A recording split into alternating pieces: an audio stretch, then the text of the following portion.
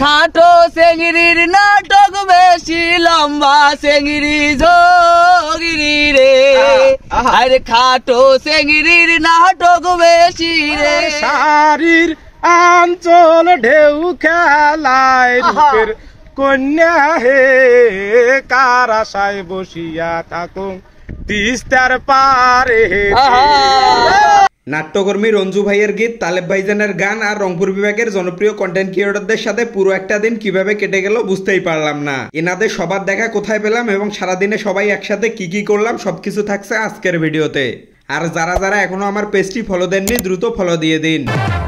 রসিবরা রসমঞ্জির গান চরঞ্চলে ভুট্টা মরিচ গাইবান্ধার প্রাণ কেন্দ্র থেকে আমি নাট্যকর্মী Ranju Ripon the man Facebook পেজের পক্ষ থেকে সবাইকে জানাচ্ছি সাদর সম্ভাষণ।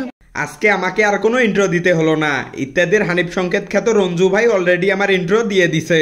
যাই হোক, রংপুর অঞ্চলের বেশ কয়েকজন জনপ্রিয় কন্টেন্ট ক্রিয়েটর এই কার নিয়ে আসছেন আমাদের জলঢাকায় তালেব ভাইজানের এলাকা ঘুরে দেখতে। তালেব ভাইজান সবাইকে রিসিভ করে চায়ের দোকানে নিয়ে আসছেন চা খাইতে। তো চায়ের পর্ব শেষ করে সবাই মিলে রওনা দিলাম ডালিয়ার তিস্তা ব্যারেজের উদ্দেশ্যে। কিন্তু ঘটনা হলো ফেসবুকের ইনকাম কম জন্য ভাইয়েরা এত ছোট কার নিয়ে আসছেন যে আমাদের কারো জায়গায় হয়নি। তবে সেলিব্রিটি ভাইয়েরা আমাদের আশ্বস্ত করলেন নেক্সটে যদি ফেসবুকের ইনকাম বেড়ে যায় তাহলে সবাই তাদের নিজের একটা করে কার নিয়ে আসবেন। এটা দেখে তালেব ভাইজান আমাকে বলল, রিপন আমাদের তো টাকায় সিনিমিনি করে ওইসব কারটার বাদ, তুমি আমাদের 2 চাকার প্রাইভেট জেট 2টা রেডি করো। বড় ভাইয়ের কথা মতো প্রাইভেট জেট রেডি করে রওনা দিলাম তিস্তা ব্যারেজের উদ্দেশ্যে। আমার সাথে আছেন মেধাবী কন্টেন্ট ক্রিয়েটর ডেভেলপ ব্রো, আর ভাইজানের সাথে আছে ওনার ক্যামেরাম্যান। তারপর ক্যানেলের একটা সুন্দর জায়গা দেখে সবাই যাত্রা বিরতি দিলাম। ভাইরে ভাই, অবস্থাটা দেখছেন? এবার মনে হচ্ছে এনারা সবাই কন্টেন্ট ক্রিয়েটর। হঠাৎ দেখলাম তালেব ভাইজান ফ্যান ফলোয়ারের চাপে মুখে মাস্ক লাগায় রাখছে। যাই হোক, রাস্তায় একখানা নামাজের বিরতি দিয়ে আমরা চলে আসলাম তিস্তা ব্যারেজে। এবার একটু কয়েকজনের সাথে পরিচয় করায় দেই। ইনি হচ্ছেন নাট্যকর্মী রঞ্জু ভাই, যার গীত আর হানিফ সংকেতের মতো ইন্ট্রো আপনারা অলরেডি শুনে ফেলেছেন।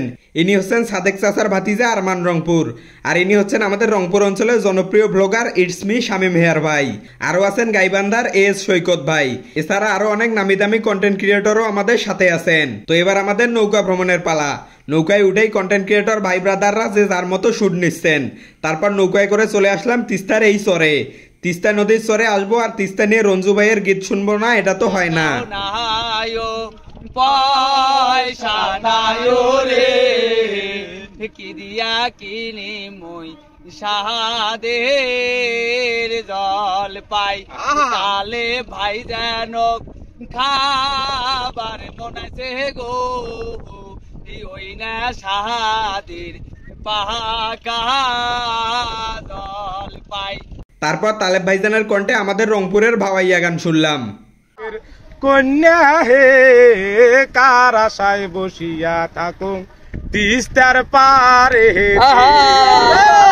রূপের কন্যা রে।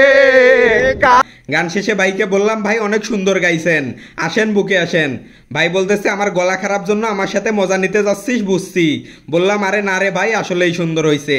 ভাই বলল আমি তোর কথা বিশ্বাস করি না, আমার গানটা কেমন হয়েছে দর্শকরা তোর ভিডিও দেখে কমেন্টে জানাবে। তো সবাই একটু কমেন্ট করে জানান তো তালেব ভাইজানের গান কেমন হয়েছে। তারপর আবারও সবাই নৌকায় উঠে ব্যাক করলাম তিস্তার চর থেকে। মাঝি মামাকে টাকা দেওয়ার সময় তালেব ভাইজান বলল আমাদের চেনেন নাকি। মামা একটা সুন্দর হাসি দিয়ে বলল হ্যাঁ, মোবাইলে টিকটক দেখছি। এটা শুনে সবাই অনেক মজা পাইলাম। যাই হোক, এবার আমাদের জলঢাকায় ফেরার পালা। কারের লোকজন উঠে গেছে কারে আর আমরা বাইকে।